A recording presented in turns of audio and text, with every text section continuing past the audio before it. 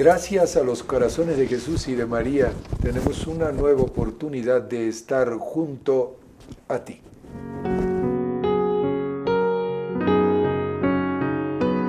La frase mariana del día. Y la frase mariana de hoy es una frase nuevamente de la pequeña Jacinta, esta vez dirigiéndose a su prima Sor Lucía, antes de irse a Lisboa para volar al cielo desde allí. Dice, al despedirse de Lucía, poco antes de morir, le recomendaba: tú te quedas aquí para decir que Dios quiere establecer en el mundo la devoción al Inmaculado Corazón de María.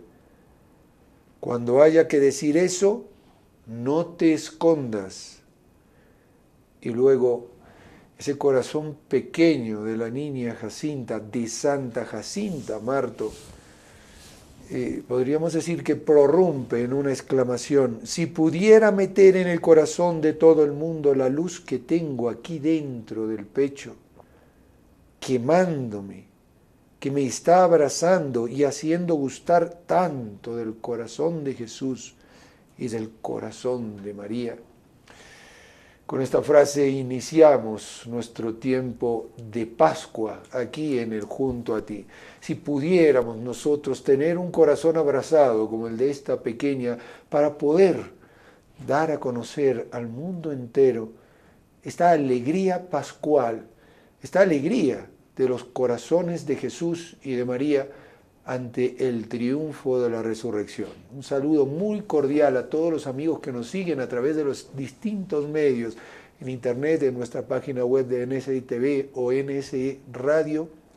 También aquellos que nos siguen en YouTube, en nuestro portal de NSE TV Radio, o aquellos que nos siguen a través de YouTube también, pero en NSE Cusco.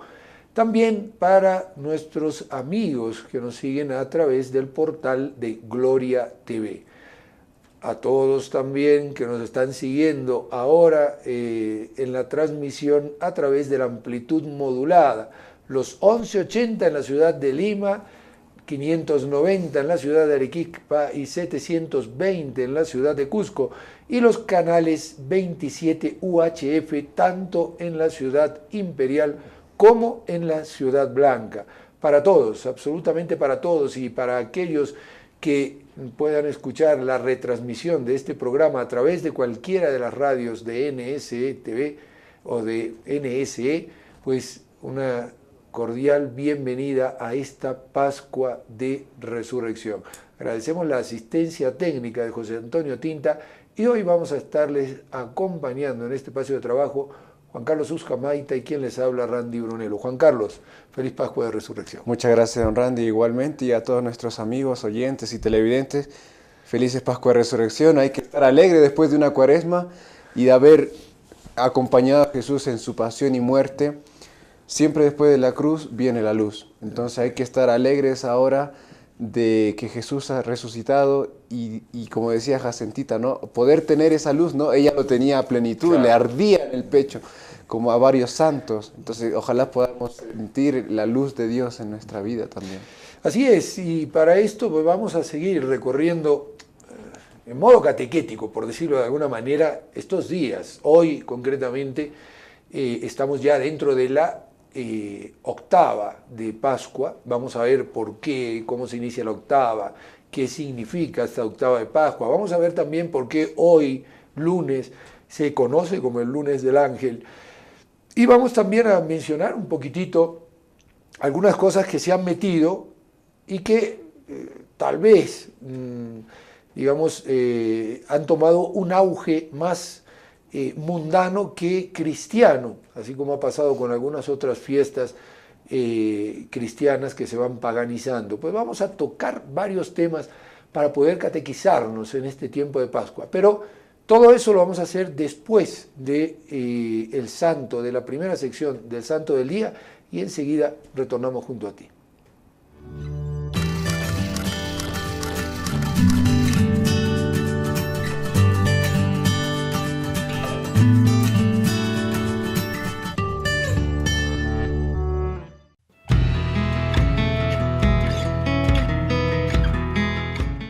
Estimados amigos, reciban un cordial saludo. Hoy es 2 de abril y la Santa Madre Iglesia nos recuerda a San Francisco de Paula.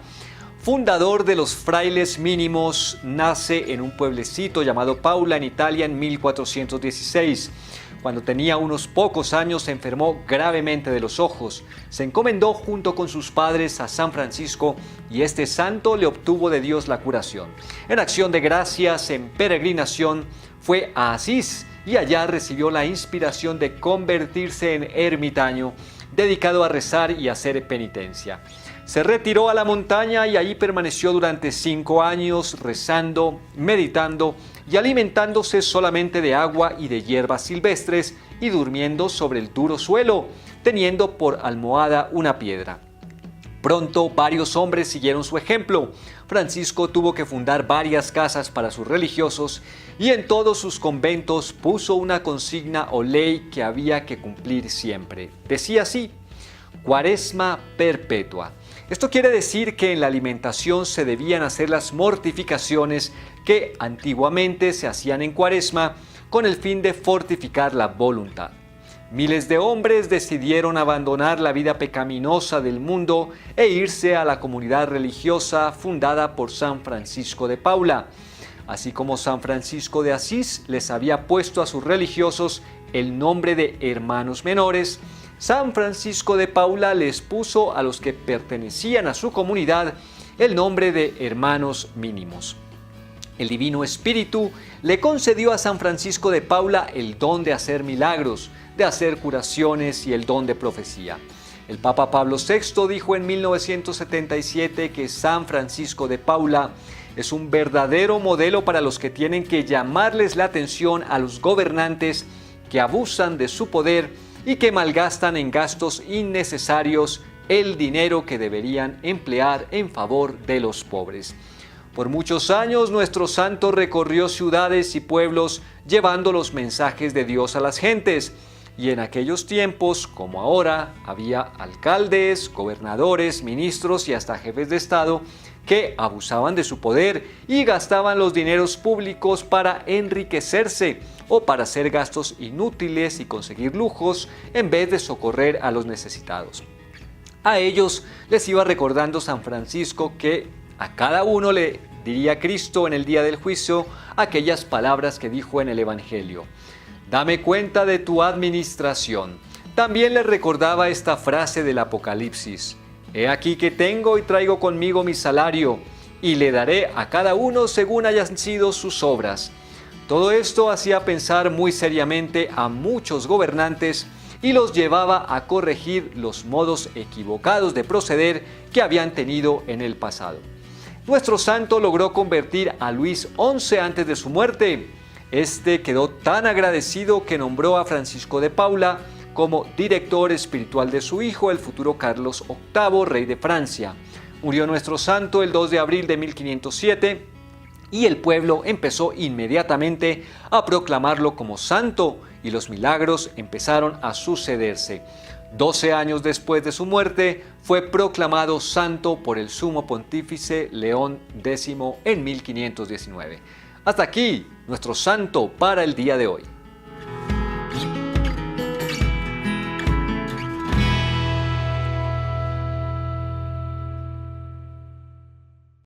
Bueno, y ahora sí, nos metemos de lleno. Lo primero es decir, bueno, estamos en la octava de Pascua comienza con el mismo domingo de Pascua. Es curioso, tú decías, ¿no? Después de 40 días de esta cuaresma, ahora vamos a celebrarlo, pero vamos a celebrarlo a lo grande. Primero, vamos a celebrar el tiempo pascual por 50 días, hasta el domingo de Pentecostés.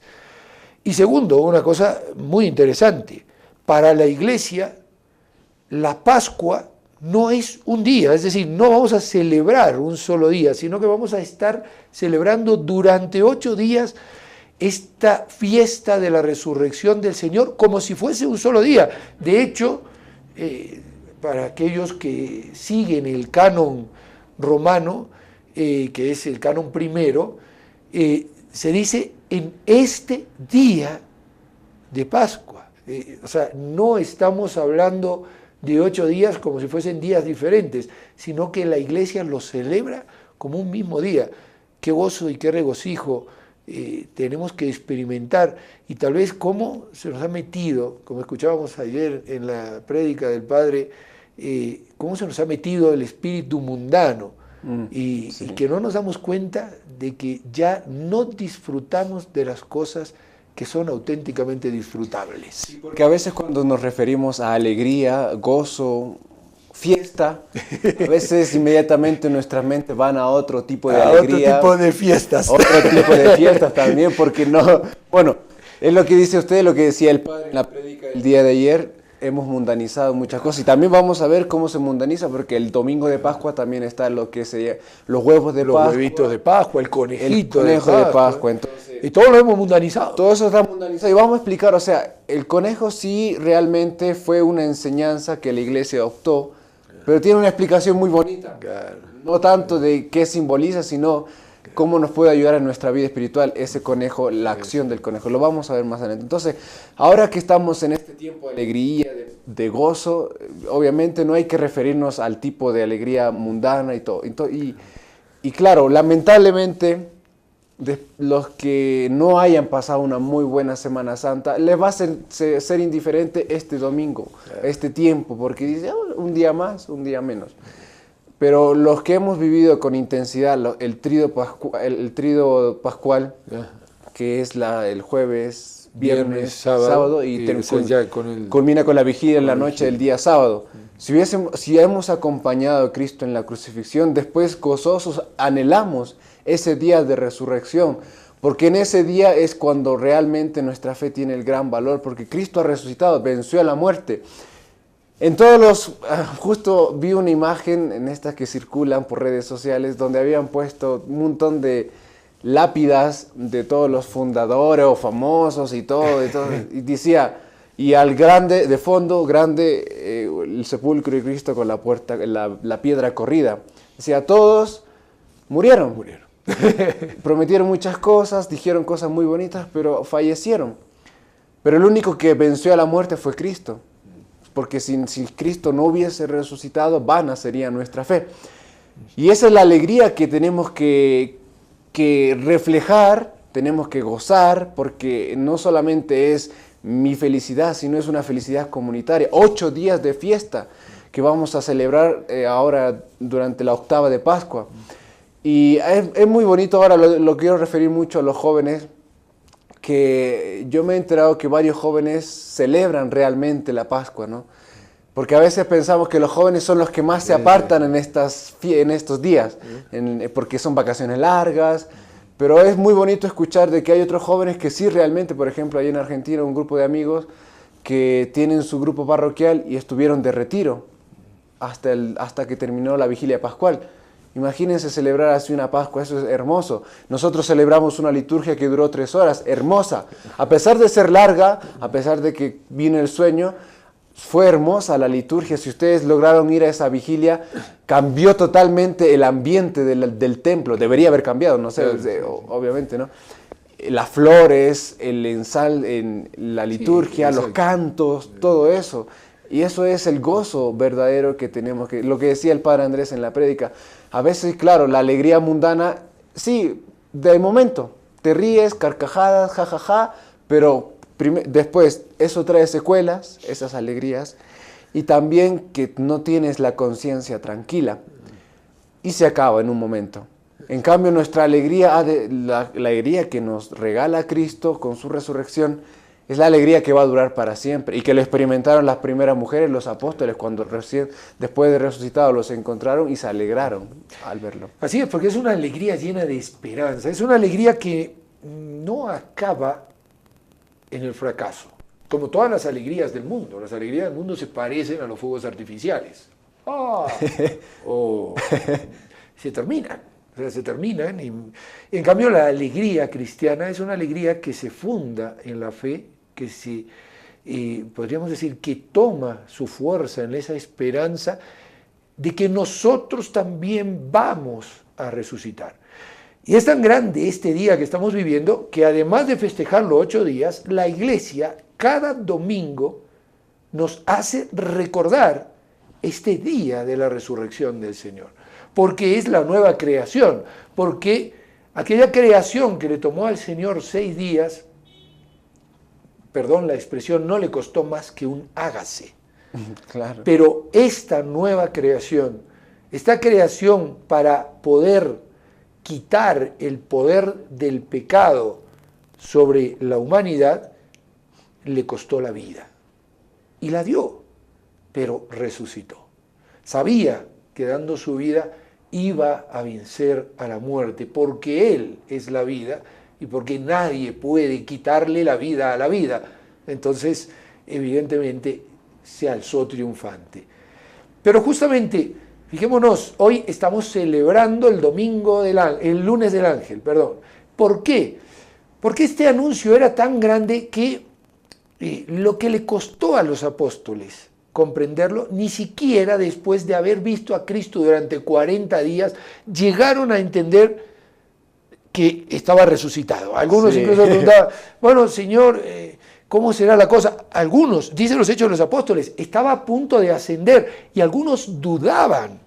Claro. Es algo fuerte, pero Dios necesitaba dar a conocer este misterio de la resurrección, este milagro de la resurrección, este mensaje de la resurrección.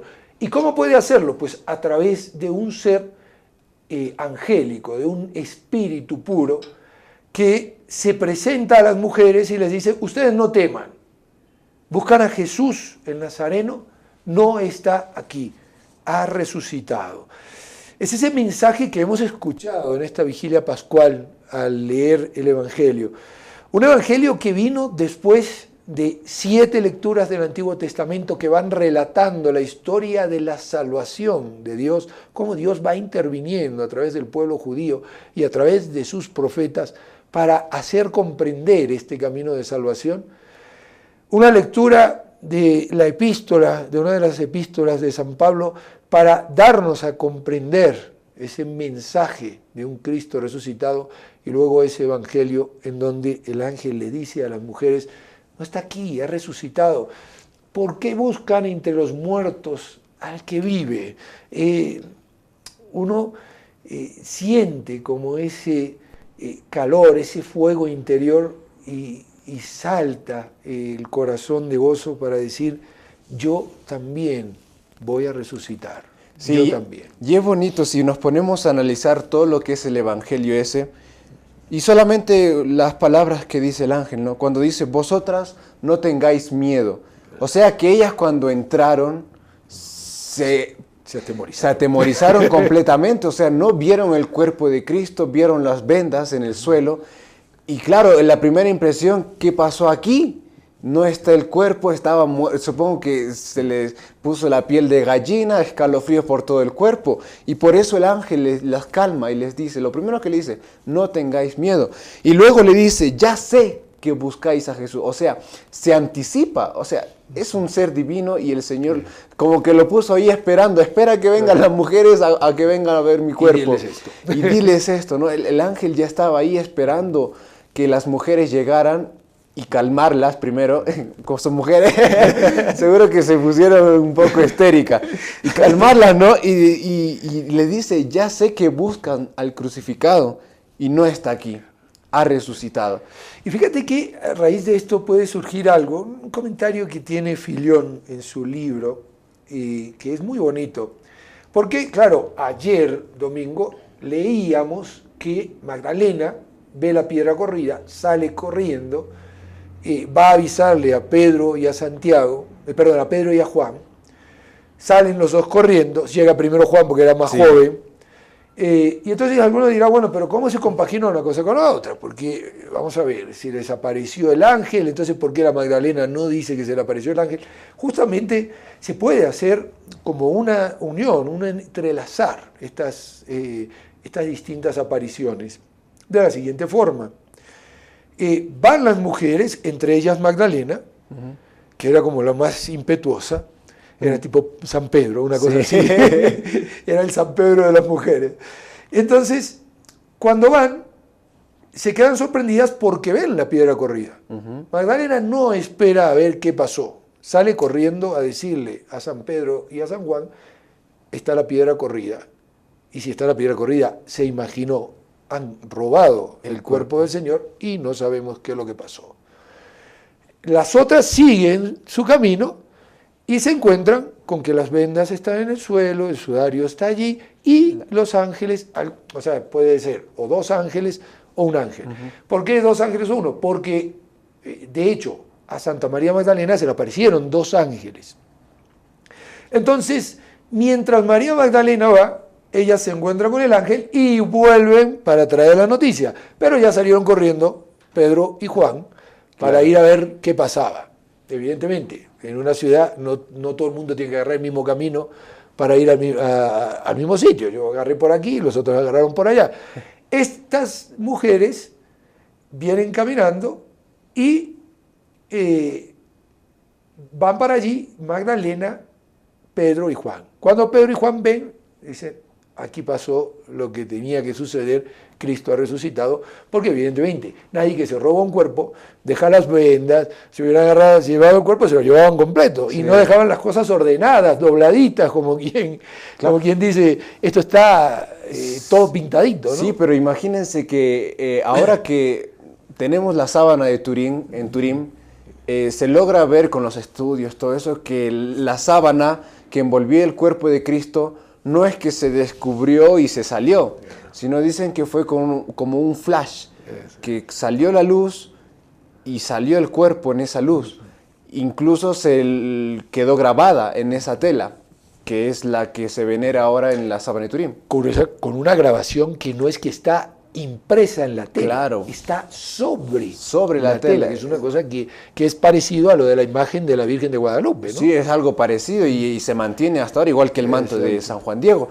Y lo curioso es que hace poco hicieron unos estudios porque se han logrado captar gotas de sangre que quedaron impresas en la sábana, que analizando una gota de sangre decían que encontraron cromosomas solo de la parte de la mujer, que son 23. Sí. Y uno quedaba el masculino. Quedaba el masculino. Entonces, claro, eso es... Una sangre con 24 cromosomas y no con 46 como tenemos todos los normales. Entonces, ahí llega qué pasó. O sea, la ciencia nunca va a poder explicar, no va a poder demostrar con hechos palpables, con hechos que yo pueda ver y creer, ¿no? O sea, ahí está la fe.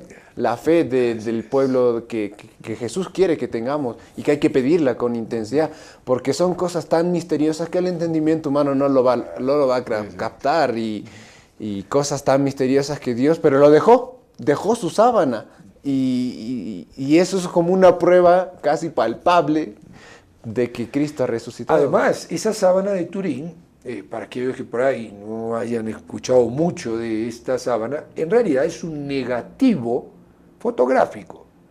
Es decir, cuando le han tomado la primera fotografía a la sábana y vieron el negativo, se dieron cuenta de que era un positivo.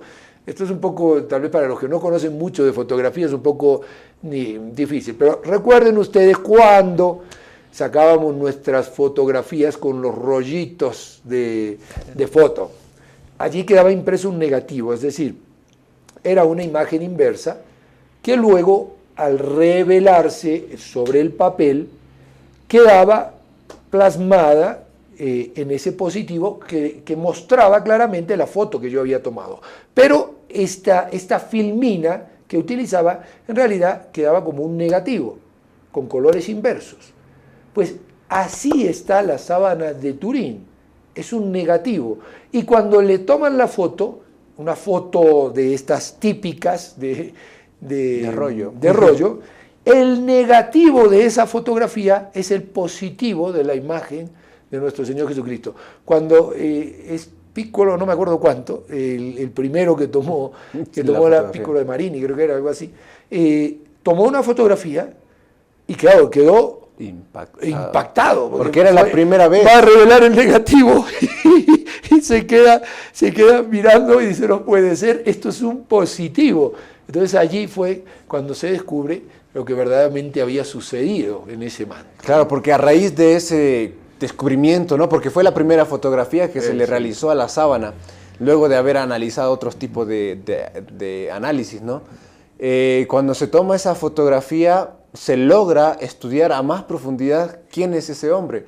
Porque, claro, obviamente la iglesia no está apresurada, es Cristo, ¿no? Sino hay que un poco analizar también científicamente. Y se analiza científicamente y se logra comprender que era judío, de tal estatura, 33 años aproximadamente, sufrió un sufrimiento atroz. De una flagelación. Signos de crucifixión. Signo de la corona de espina, la gota, y todos esos estudios minuciosos. Un costado abierto por una lanza con sangre y agua que fluye de ese costado. Incluso la tela misma es del tiempo que fue Jesús, porque tiene un tejido especial, la lana especial. Hay un análisis que es el átomo 24, no me acuerdo cómo es, un análisis especial del carbono, que analizan el polen, sustancias bien pequeñas, y todo va referido a la época de Jesús y en lugares donde pudo haber sido lo que es ahora Tierra Santa. Sí, pero que fíjate que incluso hasta el análisis de ese carbono, el carbono 14. Sí, que no dio un resultado muy halagüeño, porque allí fue cuando dijeron, no, es una farsa esta. O sea, tal como se tomó y tal como se hizo, los resultados no fueron bien calculados. Luego, haciendo un análisis más profundo y viendo todas las cosas que había, se llega a la conclusión de que ese tejido verdaderamente es un tejido de la época.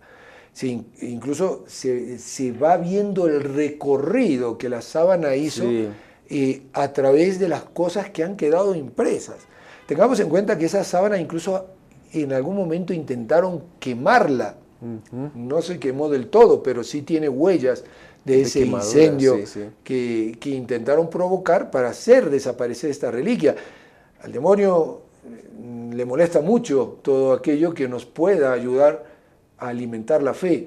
Esto no quiere decir de que la sábana santa sea, y es de fe de que es la reliquia de nuestro Señor Jesucristo. Pero lo curioso es que la ciencia cada vez más nos va diciendo de que esa posibilidad no es una posibilidad remota, sino que es cercana. Una posibilidad muy cercana. ¿No? Entonces, todo esto concuerda también incluso con el Evangelio. La sábana estaba dobladita, todo bien cuidadito, y entonces uno dice, bueno, pues esto no se lo pueden haber robado, que fue lo que sacaron de conclusión Pedro y Juan. Se vuelven Pedro y Juan, y a Magdalena se le aparecen los dos ángeles y le dicen, ¿a quién busca, mujer? A mi Señor. Que los confundió Y luego aparece nuestro Señor Jesucristo, que lo a quien se lo confunde con el hortelano. Es uno de los pasajes más tiernos que tiene el Evangelio. Realmente, yo no me canso de meditarlo año tras año, porque la conducta exagerada de la Magdalena en cuanto al amor que tenía el Señor es increíble. Claro, a la que mucho se le perdonó, mucho ama, y eso era María Magdalena, y de la cual había expulsado el Señor 7 demonios, dice la Sagrada Escritura. Y entonces se aparece el Señor y dice, mujer, ¿por qué lloras? ¿A quién buscas? Señor, si tú te lo has llevado, dime dónde lo pusiste y yo me lo voy a llevar. Un cuerpo que se calcula que tendría unos 80 kilos aproximadamente, el cuerpo de nuestro Señor Jesucristo. Una mujercita se lo iba a cargar al hombre. Claro. O sea, esas son las locuras del amor, ¿no? Y Magdalena, evidentemente, cuando escucha su nombre, María, Marián, el mismo nombre que ya había pronunciado nuestro Señor Jesucristo, porque una piadosa costumbre de la Iglesia reconoce de que a la primera que se le tiene que haber aparecido es a la Virgen Santísima para decirle, mamá, ya resucité, ya está todo cumplido, y cuando pronuncia ese nombre, Magdalena no necesita más, reconoce a su maestro, se echa a sus pies, lo abraza, y como que no quiere soltarlo, porque el Señor le dice, mira, suéltame, porque todavía no he vuelto al Padre, y ve y dile a mis discípulos. Una mujer es la primera podríamos decir, apóstol de los apóstoles, la que tiene que llevarle el mensaje evangélico de la resurrección a los apóstoles, una mujer, María Magdalena. Y uno dirá, ¿y por qué no se lo dijo a su madre si se le apareció primero? Porque no era ese el plan de Dios. Y Dios sabía que no le iban a creer a las mujeres, ¿eh? Porque Sí. luego llegan las otras, No le creen. el Señor se les aparece por el camino, también ellas se arrojan a sus pies y les dice, vayan y díganle, los voy a ver en Galilea, sí. Vayan a Galilea. Y no se van a Galilea. No lo creen. Porque no lo creen. Lo vemos en el pasaje de los discípulos de Maús.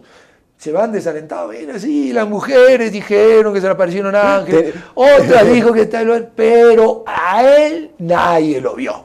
O sea, teniendo a Cristo al lado. Un poco, ¿no?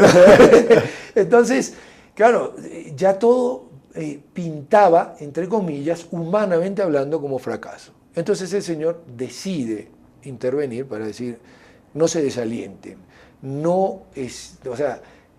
es imaginación, exaltación femenina. Esta es la verdad. Sí, es bonito lo que cuando María Magdalena reconoce a Jesús es por su nombre. Y eso es mucha referencia porque a nosotros Cristo nos conoce. A cada uno en particular sabe nuestro nombre, sabe el número de cabellos que tenemos. Nada se le pasa. Entonces no tenemos que pensar que a veces Dios nos abandona. Porque surgen, en dificultades, como pasa después de la muerte de nuestro Señor, muchos discípulos se desmoralizaron, dijeron, se acabó. Nosotros esperábamos que fuera el Mesías, pero ya ves, 3 días. Y no pasa nada. No pasa nada. Claro, pero Jesús lo prometió. Y las mujeres tuvieron fe porque ellas estaban, y por eso creo que eligió a ellas como mensajeras de sus apóstoles. Y entonces cuando nosotros tenemos ese llamado de Dios o queremos buscar a Dios, tengan por seguro que sí, Dios te va a llamar por tu nombre, a ti en particular, pero tienes que estar ansioso y deseoso de buscarlo y encontrarlo, porque si no es así jamás vas a escuchar esa voz de Dios que va a estar ahí llamando. Y muchas veces va a venir por instrumentos que no son los instrumentos que más nos gustaría. Yeah. Porque a veces pasa eso. No, es que a mí me gustaría que venga un ángel y que me diga. Sí. ¿No? Pero no va a venir un ángel, de repente va a ser un amigo, de repente va a ser un compañero, de repente va a ser tu papá, tu mamá, de repente va a ser algún sacerdote. Y uno dirá, pero ¿y por qué Dios no me lo dice a mí directamente? Este llamado, esta vocación que me está pidiendo. O tal vez un suceso, ¿no? Claro. Tal puede ser la muerte de un ser querido que puede decir, hacernos capacitar qué estás haciendo, qué es de tu vida, estás perdido, ven. Es como un llamamiento. O sea, a veces, claro, entre el sufrimiento, las duras pruebas que el Señor nos da, se nos opaca todo y renegamos de todo lo que aparezca. Incluso a veces llegamos a ofender a Dios. Y claro, obviamente los apóstoles también pasaron por eso, pero en eso no es donde hay que quedarnos, porque tenemos que ver más allá. ¿Qué es lo que Dios quiere decirme con eso? Porque a raíz de estos, por ejemplo, alguna muerte de algún ser querido, que sí es duro, lloraremos, lamentaremos, pero ahí no tiene que quedar todo, sino ponernos a recapacitar. Seguramente Dios permitió que falleciera ese ser querido para que tú cayeras en la cuenta de cómo está tu vida. La muerte va a venir en el momento menos esperado. ¿Estás preparado? Quizás sea una alerta del Señor que quiere que cambies de vida y vuelvas a borrón y cuenta nueva, ¿no? La confesión.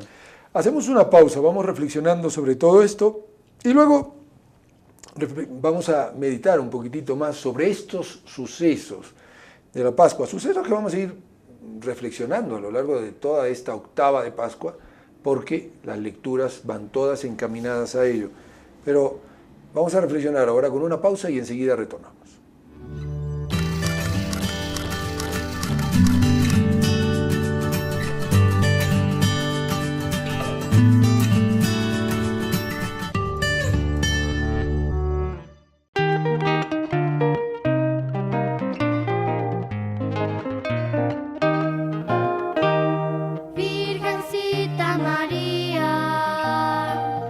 Bendita seas con tu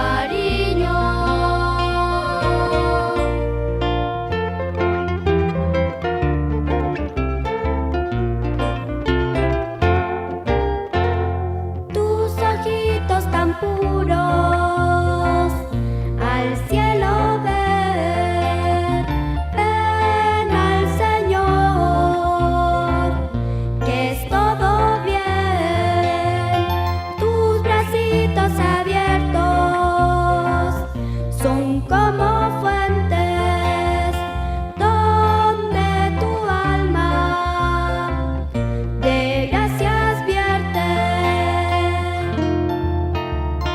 Siempre en tus brazos, Madre, yo quiero estar.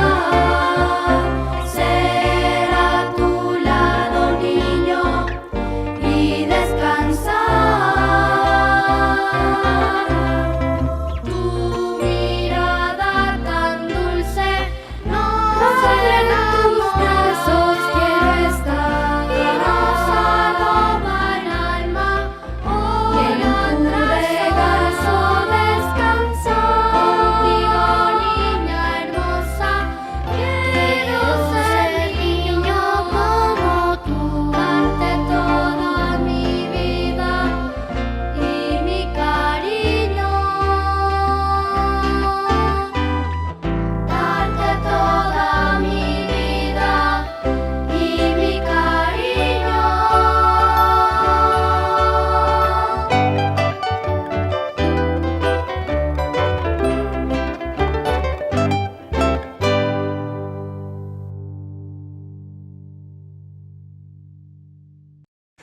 Bien, ya estamos de vuelta y bello, muy bello todo lo que la Iglesia nos propone.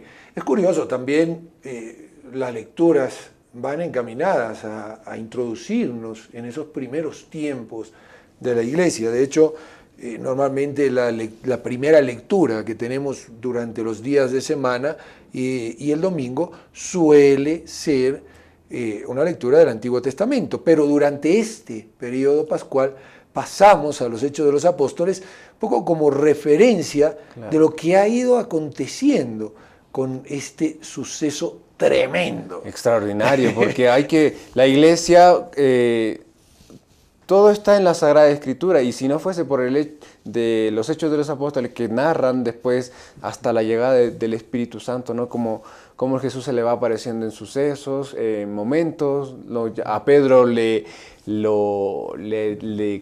hace las preguntas, ¿no? Si me amas, si me quieres, 3 veces, como para remediar un poco su traición, ¿no? Porque en sí San Pedro traicionó a Jesús negándolo.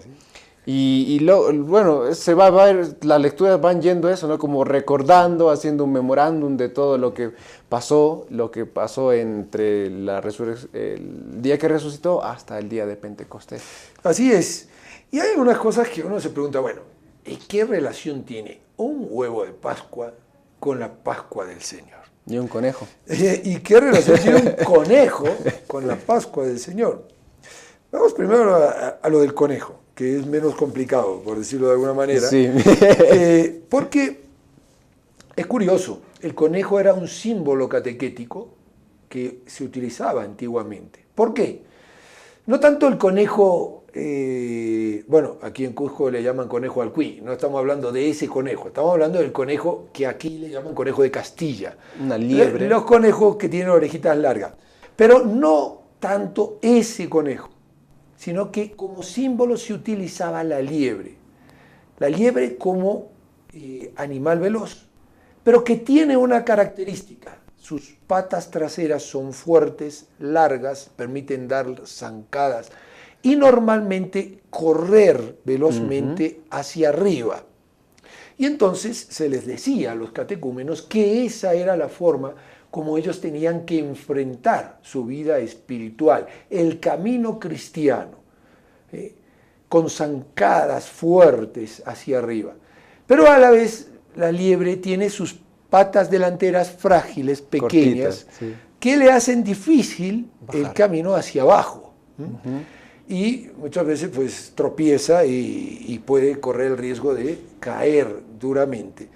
Y entonces eso demostraba que un cristiano nunca debe ir hacia abajo, nunca debe afirmarse en las cosas del mundo, sino que siempre tiene que tender hacia arriba. A partir de ahí viene esta costumbre del conejo pascual, porque claro, los catecúmenos iban preparándose hasta la fecha de la Pascua, donde en la vigilia pascual recibían el bautismo y eran admitidos como feligreses dentro de la iglesia. Sí, y es muy bonito, o sea, esta referencia catequética de un conejito, en este caso una liebre, porque se referencia más la fuerza de las patas traseras, es muy bonita porque, claro, nuestra vida está siempre en eso, ¿no?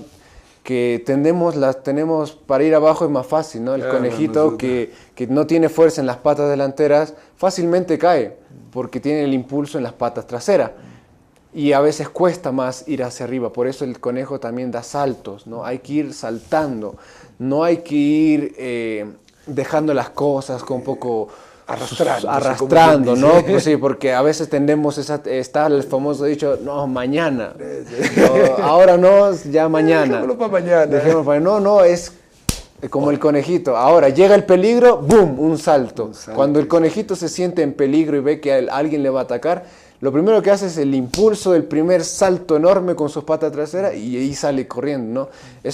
Es lo mismo ante nosotros la tentación, ante alguna prueba difícil, el demonio que está actuando, pegar el salto, no dejar, lo que decía el padre Ibrahim, muy, muy bonito, que siempre lo decía a los jóvenes, no dialogar con el pecado, que eso es, ya estás, si dialogas con el pecado ya estás dentro de la maldad que quiere hacer el demonio, ¿no? Porque el demonio es astuto, siempre, ¿no? Pero nosotros podemos ser más astutos que él, con la gracia de Dios, ¿no? Porque él nos va a ayudar a poder pegar ese brinco y salir adelante. Así es, y tenemos que ser como ese conejito. Por eso el conejo se relacionaba en la época pascual, porque era, digamos, como el símbolo utilizado para esos catecúmenos, para mostrarles cuál es el camino del auténtico cristiano. Y luego el huevo de Pascua. Esto estaba más relacionado, porque había una época de veda. No se debe comer huevo durante la Cuaresma. ¿Por qué? Habría que preguntarlo, pero Bueno, era una cuestión que llegó a la veda hasta después de la Edad Media. Y entonces, ¿qué sucedía? Pues cuando llegaba la Pascua era como el banquete del huevo, por decirlo entre comillas. ¿Por qué? Porque era la alegría sí. Simbolizada en ese huevo que era el símbolo de la resurrección. Era el símbolo. Y se regalaban huevos pintaditos y comían esos huevos pintaditos. Esta costumbre incluso, yo sé que hay en países europeos que se conserva. Recuerdo, por ejemplo, cuando estábamos en Chile, que había allí una colaboradora alemana, que tenía su familia de origen alemán, que conservaba esta costumbre de pintar los huevitos y regalar huevitos pintados, que luego simbolizaban como esa resurrección que todos compartimos en un banquete. Era el banquete del huevo, por decirlo de alguna manera. Suele ser de chocolate. Claro, y luego el huevo pasó a ser huevitos de chocolate. Sí. Y en muchos países, bueno, yo lo recuerdo cuando era pequeño en Argentina, se esconden los huevos para que los niños los busquen. En Estados Unidos también se tiene esta costumbre y en muchos otros países. Y entonces los niños, con ese espíritu festivo de la Pascua, salen a buscar los huevos que están escondidos para comérselo, para ese festín del dulce de la resurrección, ¿no? Sí, o sea, eso no es, o sea, la iglesia no dice nada contrario a esto, ¿no? Porque incluso hubo papas que regalaban huevitos de Pascua a hospitales, a enfermitos, a todo ello. De hecho, Benedicto XVI ha sido, digamos, uno de los papas que ha regalado huevos. Y también a él le regalaron un huevo que pesaba 250 kilos. Un de huevo 2 metros. de 2 metros de alto. Sí, 2 metros. Y lo regaló a un, ¿cómo es que se llama? Donde están los jóvenes, como Jóvenes una penitencia, recluidos. un correccional. Sí, sí. Para un correccional. Y entonces nadie ha dicho, no, mire que el huevo es una cosa profana. No. Si le damos un buen sentido, evidentemente, es lo mismo que pasó con la Navidad y San Nicolás, ¿no? O sea, claro. San Nicolás de Bari hacía regalos y luego lo transformaron con un gordito inflón vestido de rojo y blanco, ¿no? Claro, es que ese es el problema, todos estos símbolos tan preciosos de la iglesia, tradición y incluso catequéticos, el comercio lo ha mundanizado, o sea, ya no nos quedamos en la resurrección de Cristo, sino nos quedamos en el huevo y en el conejo. O sea, no está mal, pero tampoco hay que olvidar que Cristo resucitó. Hay que ir a acompañarlo. Quizá algunas familias hagan este tipo de tradiciones, ¿no? Que escondan los huevitos de chocolate, que está bien, muy bien, para que los niños se alegren, pero hay que también llevarlo al ambiente espiritual. Aparte de regalarle los chocolates a tus hijos, tienes que explicarle qué se celebra, por qué el huevito, por qué la alegría del chocolate. Es Cristo resucitado, es por eso estamos, no solamente quedarnos en el hecho de buscar un huevo y comerlo y disfrutarlo, también hay que explicar, y eso es un poco la labor del padre, porque suelen jugar esto los niñitos, ¿no? Sí, entonces es la labor del padre explicar de por qué la alegría del chocolate, ¿no? No solamente porque a veces también se idealiza mucho el conejo, sí, ¿no? El que es el conejo que te lo trajo. Sí, y tengamos en cuenta que también, yo recuerdo cuando era niño, había de una productora muy famosa de niños que se ha encargado también de destrozar muchas de las culturas de la humanidad, que hacía la referencia de la Pascua a solo el conejo y a solo los huevos pintados, y de la resurrección de Cristo absolutamente nada. O sea, la Pascua era conejos y huevos pintados. Entonces, claro, no es eso. No estamos diciendo de que la comercialización o la mundanización de estos hechos esté bien, pero no dejemos que se nos roben estos objetos que han sido durante mucho tiempo de catequesis, incluso también de privaciones sanas y santas, y que se nos roben ahora y que se nos transforme en una cosa meramente mundana, pagana. O sea, no dejemos que paganicen nuestras fiestas. Démosle el sentido concreto, y si en Navidad, por ejemplo, tenemos un árbol de Navidad en casa, pues muy bien, expliquemos el porqué de ese árbol de Navidad. Y además de tener el árbol de Navidad, pues tengamos el pesebre, el nacimiento. Pero en Pascua hagamos lo mismo. O sea, si vamos a comer un huevo de chocolate, expliquémosle a nuestros niños por qué el huevo y por qué el huevo de chocolate, por qué el conejito de Pascua. Y entonces ya volvemos, recuperamos lo que es nuestro. Porque lamentablemente todo se va como evaporando, va buscando el mundo, el demonio, que es el príncipe de este mundo, va buscando que todo se evapore, que quede en una imagen etérea, donde no hay cómo agarrarse. Y entonces nuestras fiestas acaban paganizándose, mundanizándose. Y lo que se había hecho algo cristiano acaba transformándose en pagano, y tal vez más pagano de lo que se quitó, ¿no? Ya no tienen excusa porque ya lo saben, o sea, y si no lo saben, investiguen, busquen artículos, porque es muy bonito que ustedes puedan explicarlo, o sea, también tienen que informarse un poco de la historia, de por qué. Ahora, bueno, le explicamos, ¿no? Por qué el conejo y por qué los huevitos.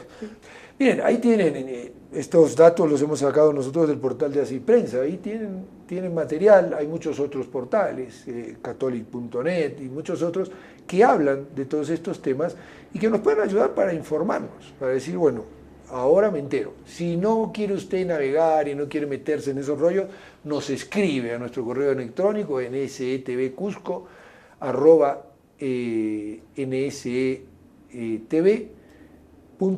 y allí nosotros le mandamos a su correo electrónico todo el material que haga falta, ¿no? Porque es eso, hay que formarse, hay que saber cómo es nuestra fe, qué signos tenemos que nos ayudan, ¿no? Porque muchas veces vivimos las cosas de oídas, no conocemos. En esta vigilia de 3 horas que hemos tenido, que no ha sido de las más largas, cuidado, yo he estado en vigilias incluso más largas, de casi 4 horas de duración. Claro, ¿por qué están las 7 lecturas? ¿Por qué después se lee la epístola esta? ¿Por qué luego se canta ese salmo aleluyático? ¿Cómo es lo primero? Comenzamos con esa liturgia donde se bendice el fuego, donde entramos con el cirio pascual, toda la iglesia a oscuras, tanto simbolismo, tanta belleza que tiene nuestra liturgia y que varias veces la hemos explicado y que vamos a ver si este jueves logramos que nuestro Padre Andrés nos explique un poquitito de toda esta liturgia tan bella que vivimos para que podamos gozar. No hay ninguna religión que tenga la riqueza litúrgica que tiene nuestra fe católica. Lo triste es que los católicos no conocemos y ya no gustamos de nuestra liturgia. Lo que decía el padre, ¿no? Que a veces ya tanta tecnología, tantas cosas, que todo lo que es visible, palpable, simbólico, no lo apreciamos. Porque, por ejemplo, te decía, cuando terminó la misa, el padre de 3 horas dijo, ¿no? Qué fácil es disfrutar una película de 3 horas, incluso más, a veces se quedan viendo 4 o 5 horas. Y ahora que son 3 horas, y a veces estamos ahí renegando ahí cuando acaba esto, ¿no? Se extiende bastante, tengo que ir a dormir, ¿no? Pero es que hemos perdido la belleza que entra a través de nuestros ojos, ¿no? Ya todo que efectos especiales y cine y todas esas cosas que no son reales, nos llama más la atención de cosas tan palpables como es la liturgia en una ceremonia llena de simbolismos, llena de una belleza. Ahí sí creo que podríamos preguntarnos el porqué de varias cosas, ¿no? ¿Por qué se canta lo que decía usted, ¿no? ¿Por qué en el Gloria se toca continuamente la campanita? Y el Padre Andrés lo explicó en el programa del jueves pasado, todo eso, que la liturgia se mantuvo desde el Jueves Santo hasta la Vigilia Pascual. Todos esos 3 días fue una sola liturgia, no fueron 3 liturgias separadas, todo en una. Pues muy bien, hasta aquí llegamos y se nos fue el tiempo y esperamos que sigamos en contacto durante toda esta semana para poder disfrutar de este tiempo de Navidad, de Pascua. Falta todavía. Yo estoy para este tiempo de Pascua y esta octava de Pascua que es tan rica, tan sabrosa. Vamos a poner todas las intenciones de cada uno de ustedes a los pies de la Santísima Virgen María para que ella se las alcance a su divino Hijo. Y vamos a hacer el rezo de las 3 Ave Marías. María, Madre nuestra, por el poder que te concedió el Padre, líbranos de caer en pecado. Dios te salve María, llena eres de gracia, el Señor es contigo. Bendita tú eres entre todas las mujeres y bendito es el fruto de tu vientre, Jesús. Santa María, Madre de Dios, ruega por nosotros pecadores, ahora y en la hora de nuestra muerte. Amén. María, Madre nuestra, por la sabiduría que te concedió el Hijo, líbranos de caer en pecado. Dios te salve María, llena eres de gracia, el Señor es contigo. Bendita tú eres entre todas las mujeres y bendito es el fruto de tu vientre, Jesús. Santa María, Madre de Dios, ruega por nosotros pecadores, ahora y en la hora de nuestra muerte. Amén. María, Madre nuestra, por el amor con que te colmó el Espíritu Santo, líbranos de caer en pecado. Dios te salve María, llena eres de gracia, el Señor es contigo. Bendita tú eres entre todas las mujeres y bendito es el fruto de tu vientre, Jesús. Santa María, Madre de Dios, ruega por nosotros pecadores, ahora y en la hora de nuestra muerte. Amén. Ave María Purísima. Sin pecado concebida. Juan Carlos, gracias por acompañarnos. Listo, don Randy. Hay un dato que hay que tomar en cuenta, que ya no se reza el Ángelus. Es verdad. Hasta el Pentecostés es el Regina Regina Cheli, para que si no lo tienen, igual nos escriben o nos llaman. Mañana lo explicamos un poquitito, ¿qué También, te parece? claro, mejor jóvenes. Muy bien, pues no lo olviden, son los corazones de Jesús y de María que quieren estar junto a ti.